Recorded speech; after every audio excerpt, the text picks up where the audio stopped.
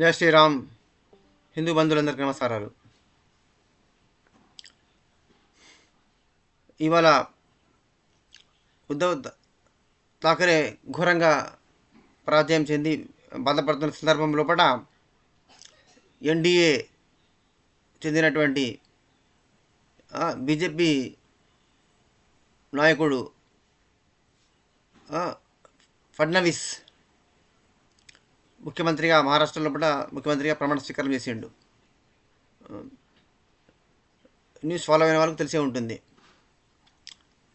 అయితే మనము Maharashtra elections results గురించి కొంచెము ఒక డిఫరెంట్ యాంగిల్లో మనం అనలైజ్ చేద్దామండి. Why Uddhav Thackeray the son of Balasaheb Thackeray Balasaheb Thackeray యొక్క అనే మహారాష్ట్ర హిందూ షేర్ అటువంటి బాలాసాహెబ్ కొడుకు ఉద్ధవ్ థాకరే శివసేన ఎందుకు చిత్తగా ఓడిపోయింది?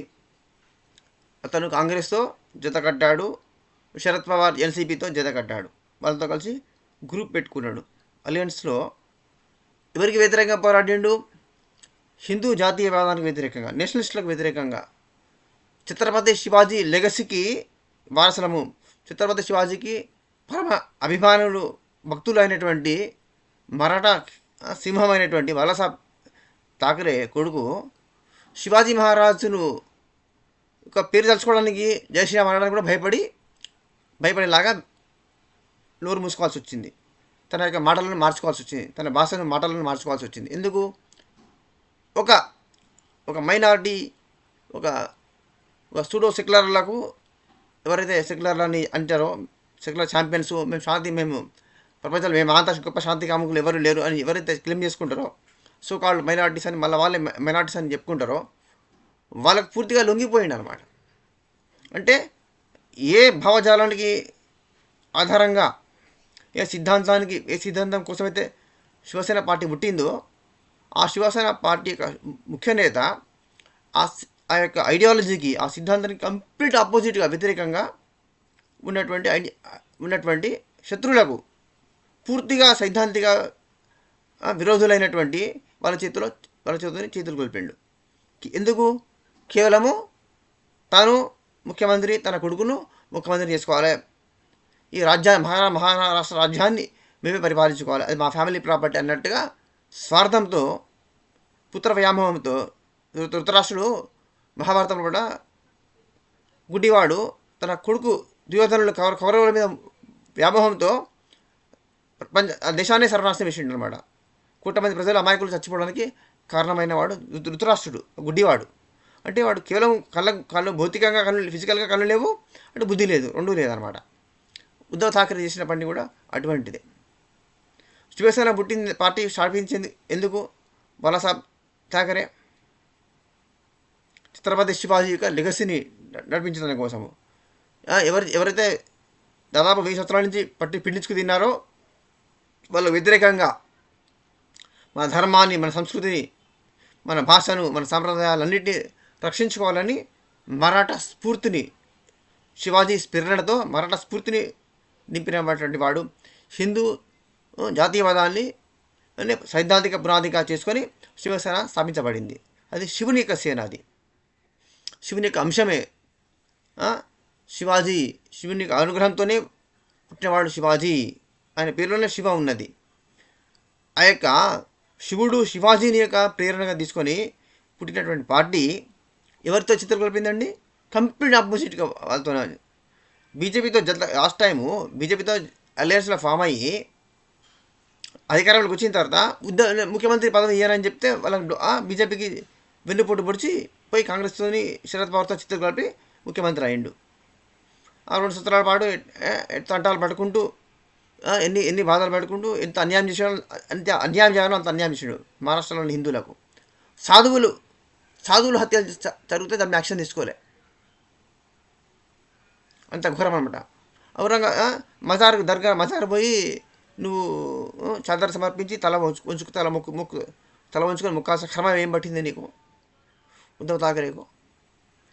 ఏ పార్టీ అయినా సరే, తన ఏ సిద్ధాంతం కోసం అయితే ఒక పార్టీ పుట్టిందో దానికి కోర్ ఐడియాలజీ ఉంటుంది ప్రతి పార్టీకి. ఆ కోర్ ఐడియాలజీని కనుక వదిలేసినట్లయితే ఆ పార్టీ కంపల్సరీ నశించిపోతుంది. అది అది అడ్రస్ లేకుండా కొట్టుకుపోతుంది. అది ప్రజలు ఒక పార్టీని పేరు తలుచుకుంటే ఇది పార్టీ ఈ సిద్ధాంతం ఉన్నది. ఏ సిద్ధాంతం లేని కేవలం డబ్బుల కోసం ఓట్లు వేసే వాళ్ళు, అమ్ముడు పోయే వాళ్ళు ఉంటారు. ఆ వర్గం వేరు, ఆ పర్సంటేజ్ వేరు. నేను మాట్లాడేది ఈ పార్టీ ఈ ఐడియాలజీ, ఈ పార్టీ ఈ ideology, A party, B party, C party, XYZ parties ఈ ఐడియాలజీకి సంబంధించినటువంటి పార్టీస్ అని ఒక ఐడియా ఉంటుంది ప్రజలకు.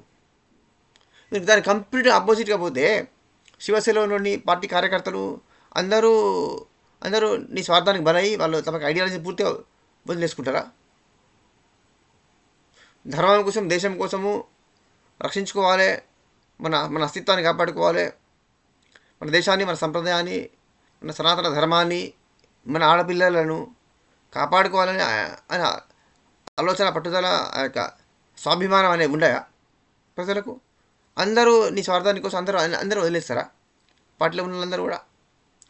అందుకే ఏకనాథ్ షిండే విభేదించి మధ్యలో పార్టీని చీల్చి బయటికి వచ్చి బీజేపీతో చిత్తలిపి ఒక గవర్నమెంట్ ఫామ్ చేసాడు. ఆయన ముఖ్యమంత్రి చేశాడు. అందుకనే ఇప్పుడు ఏమైంది? ఇప్పుడు మళ్ళీ ఎలక్షన్స్లో బీజేపీ ఏకనాథ్ షిండే, ఇటు అజిత్ పవార్, వీళ్ళ కూటమి ఘన విజయం సాధించింది. అబ్సల్యూట్ మెజారిటీ స్వీప్ చేసిందనమాట. గత 40-30 సంవత్సరాల లోపల ఇంత అబ్సల్యూట్ మెజారిటీతో ఏ పార్టీ కూడా మహారాష్ట్రలో గెలవలేదు. అంత ఘన విజయాన్ని సాధించింది. దీన్ని బట్టి మనకి ప్రజలు ఏం సందేశం ఇచ్చారు, ఏం తెలుసుకోవాలి, ఏం గుణపాఠం నేర్చుకోవాలి రాజకీయ పార్టీలు? తమ కోర్ ఐడియాలజీ, తమ ఏ సిద్ధాంతం కోసం అయితే పార్టీ అయితే పుట్టిందో ఆ సిద్ధాంతాన్ని కనుక ఆ పార్టీ వదిలేసేది ఉంటే ఆ పార్టీ అడ్రస్ లేకుండా పోతుంది. ఆ పార్టీకి భవిష్యత్తు అనేది ఉండదు అనేది క్లియర్గా ఇక్కడ మనకు ప్రూవ్ అయిపోయిందండి. ఇప్పటికైనా ఉద్ధవ్ ఠాకరే శివసేన తప్పని తెలుసుకొని నాకే అధికారం కావాలి, నాకే పదవి కావాలి, నా కొడుకు మళ్ళీ నేను ముఖ్యమంత్రి తీసుకోవాలి, ఈ స్వార్థాలు వదిలేసి అయిగా బీజేపీతో ఇలాగే ఉండేది ఉంటే హోమ్ మినిస్టర్ ఏదో వాడు అయ్యేవాడు కదా. ముఖ్యమంత్రి పోస్ట్ కావాలనే ఉన్నది, వేరే పోస్ట్ ఇయ్యరా? ముఖ్యమా ఏదో ఇంజనీరింగ్ శాఖనో, వాటర్ వర్క్సో, లేకపోతే మున్సిపాలిటీ, రెవెన్యూ, హోమ్ శాఖనో ఏదో ఒకటి ఇస్తారు కదా. ఇవాళ తీసుకోవచ్చు కదా నీ పార్టీ నుంచి. ఇప్పుడు వీళ్ళు తీసుకుంటారు. ఇప్పుడు వీళ్ళందరూ డిప్యూటీ సీఎం అయితే చెప్తారు కదా. కనీసం డిప్యూటీ సీఎం ఇస్తే చాలదా? సీఎం పేరే కావన్నా? ఎందుకు అంత స్వార్థం? ఈ స్వార్థమే మనిషిని పతనానికి హేతు అవుతుంది అనమాట. ఇది ఎగ్జాక్ట్లీ ఉద్ధవ్ ఠాకరే విషయంలో అదే జరిగింది. చిత్తుగా ఓడిపోయి పునాది లేకుండా పోయింది ఆ పార్టీ. భవిష్యత్తు ఏముంటుంది? మళ్ళా ఇక్కడ ఒక 2 ఫ్యాక్టర్స్ ఉన్నాయి. ఉద్ధవ్ ఠాకరే మొత్తం వాల్యూ ఎట్లా మొత్తం పోయింది. వాళ్ళు ఎలక్షన్స్ ముందర వాళ్ళు ఏం డిక్టేట్ చేసిన వాళ్ళు టర్మ్స్, వాళ్ళు డిమాండ్ పెట్టింది. ఇన్ని కోరికలు, డిమాండ్లు. మా మా మా దానిలో మదర్సాలలో పనిచేస్తులు, మా దానిలో పనిచేస్తున్న అందరికీ ఇంత జీతాలు ఇవ్వాలి, హోంశాఖ మంత్రి మావాడే ఉండాలి, పోలీస్ డిపార్ట్మెంట్లో మాకు రిజర్వేషన్లు ఇవ్వాలి, కాంట్రాక్టులలో రిజర్వేషన్లు ఇవ్వాలి. ఏంటిది? ఏమిటి బాబు? ఏమిటి దౌర్జన్యము?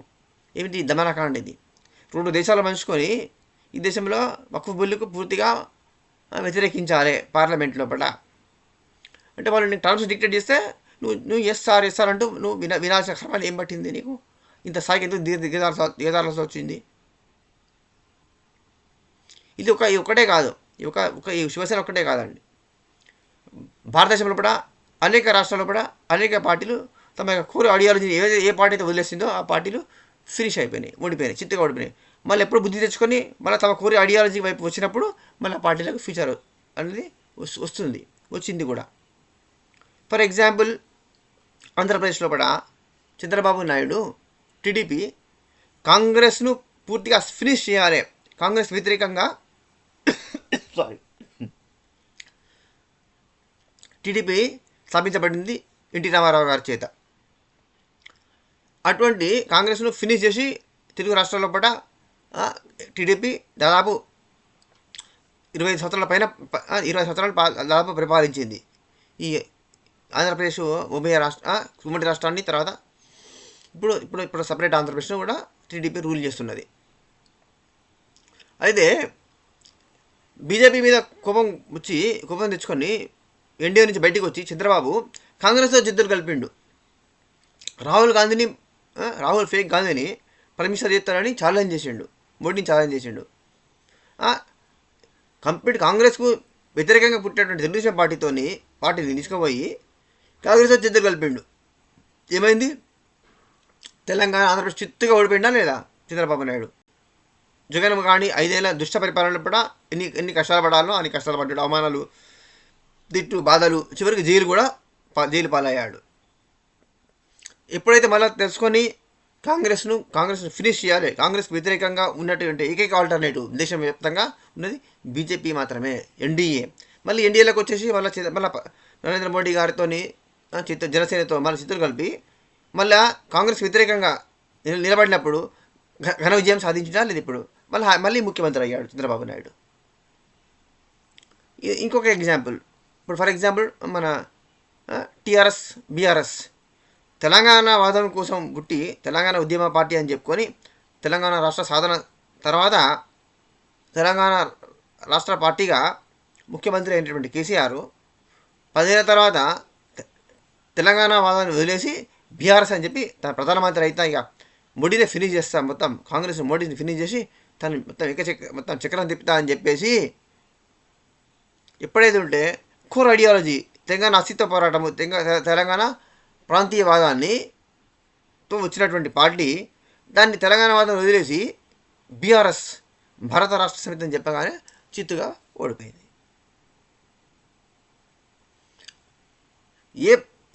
ఇక్కడ ఒక ఇండియాలోనే కాదు, ఏ ప్రపంచంలో ఎక్కడైనా, ఏ దేశంలోనైనా, ఏ రాష్ట్రంలోనైనా, మన దేశంలోని ఏ రాష్ట్రంలోనైనా సరే తమ యొక్క కోర్ ఐడియాలజీని కనుక వదిలేసి దానికి కంప్లీట్ ఆపోజిట్ ఉన్న పార్టీతో, ఐడియాలజీ ఉన్న వాళ్ళ పార్టీతో చిత్తులు కలిపేది ఉంటే ఆ పార్టీ ఖచ్చితంగా ఓడిపోతుంది.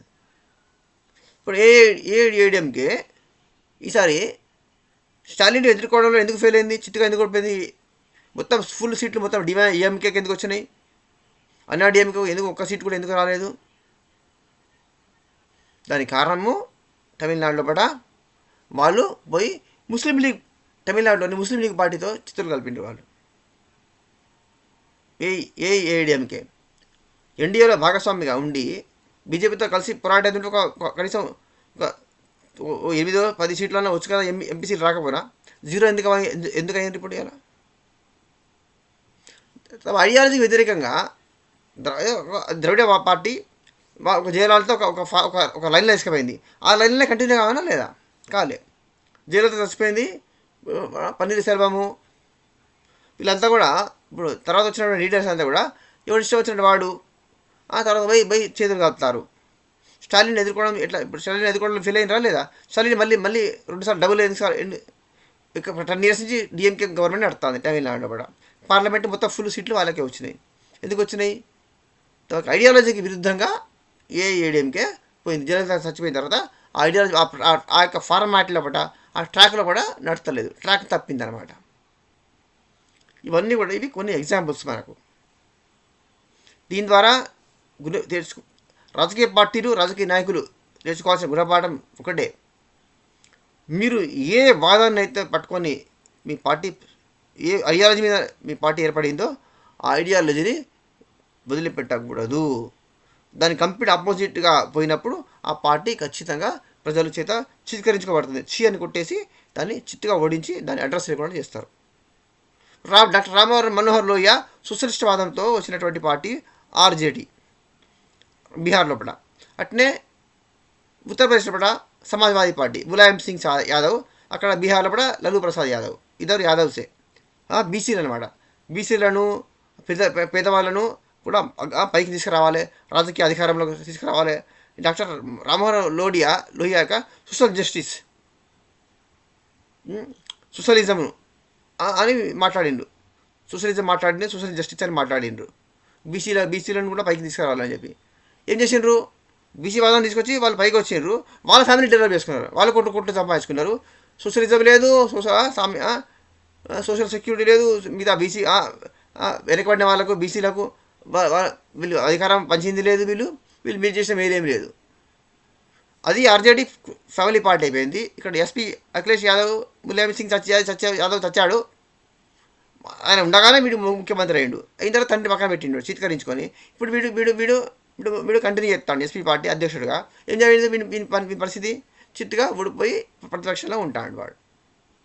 మొన్న మొన్న మొన్న అబద్ధపు హామీలు ఇచ్చి ఉత్తరప్రదేశ్లో కూడా అంత ఫటాఫట్ కడాకట్ అని మనిషికి ₹1,00,000 లేడీస్కు 8,000 సంవత్సరానికి ₹1,00,000 ఫ్రీ ఇస్తామని చెప్తే ఆ మాటలు నమ్మి ముఖ్యంగా ఆ శాంతిమాత పోలు ఓట్లు వేసిండ్రు కాబట్టి ₹1,00,000 డబ్బులు ఇస్తారు అంటే ఎస్టీలకు రిజర్వేషన్లు పోతాయి అని భయపెట్టి బీజేపీ వచ్చే సీట్లన్నీ వాళ్ళు దొబ్బినరు. అట్లా వాళ్ళు గెలుచుకున్నారు అంతే. అందువల్ల గెలిచింది తప్ప ఈ వాపును చూసుకొని వాడు బల్బ్ అనుకున్నాడు వాడు. అది వాపది. అది అది అది ఎంతకాలం ఉంటుంది? ఇప్పుడు మొన్న ఏమైంది? చిత్తుగా ఓడిపోయిందా లేదా? మొత్తం 9 సీట్లలో పడ్డ అయింది. వాడికి వచ్చే 2. బీజేపీ 7 సీట్లు వచ్చినాయి ఉత్తరప్రదేశ్లో పడ్డ. దీని ద్వారా ఏమర్థమైంది? ఏ సిద్ధాంతం కోసం అయితే ఒక పార్టీ పుట్టిందో ఆ సిద్ధాంతాన్ని ఎట్టి పరిస్థితిలో వదలకూడదు. ఎందుకంటే ఆ సిద్ధాంతమే ఆ పార్టీకి గుండెకాయ. ఈ గుణపాఠాన్ని ఈ మహారాష్ట్ర స్టేట్ అసెంబ్లీ ఎలక్షన్స్ ద్వారా మనకు మరొకసారి రుజువైంది. Please share and subscribe. జై శ్రీరామ్, జై శ్రీకృష్ణ, వందే మాతరం.